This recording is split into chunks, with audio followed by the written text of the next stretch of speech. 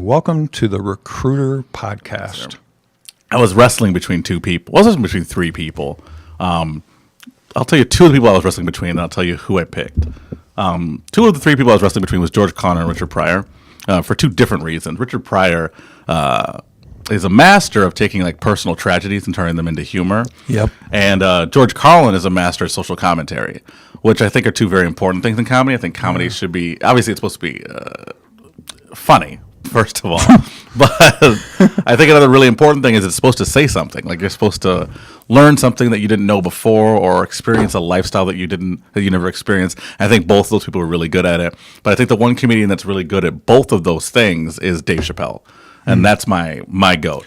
Yeah. I think that That's true. when you watch his whole any hour or hour and a half or however long he's doing, it runs the he gamut. can go pretty long. I think he did a show in Detroit once that was like 2 hours long, and he was really high the whole time, and like people wanted their money back afterward. Really? Yeah, it was pretty bad. But then the next night he did a show in Detroit as well, and talked about the night before and crushed apparently. But I mean, that's just an example of like he's just very good at like telling an interesting story that makes you think and makes you listen and makes you laugh. And he's just I can watch him. I could watch him. He's one of the only comedians I think I could watch for like 2 hours, right, and be satisfied. Because I think comedy, an hour is, I think, the most you should be able to watch comedy. I agree. But some of those comics will stretch that, and Dave is very famous for like going in the belly room and the Comedy Store and just sitting in a stool, lighting a bunch of cigarettes, and talking for 3 hours straight. Right. And I'd watch it. Right. Well, and I think what's additionally interesting to all that is that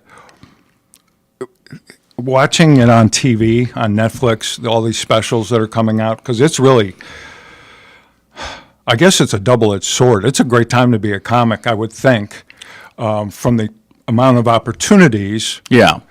However, now there's a zillion comics, too. It's super oversaturated. Right, I would think. That and the Netflix, like you said, is a double-edged sword because, it's giving all these comics great opportunity, but it's also ruining live comedy because people have so totally much different, man. They have so much access to just comedy at home. Why would they want to go to a comedy club and spend $25 for a ticket when you can see 35 specials on Netflix? But it's night and day, isn't it? I mean, what you see on TV and what you experience live are like apples and oranges. I recommend to everybody who says like, "Oh, have you seen this special?" It's like, "Well, have you seen them live?" Because like it's very like hipstery, like, "Oh, they're much better live," kind of thing to say. But like comedy is supposed to be experienced live. Like it was created live. Like it wasn't.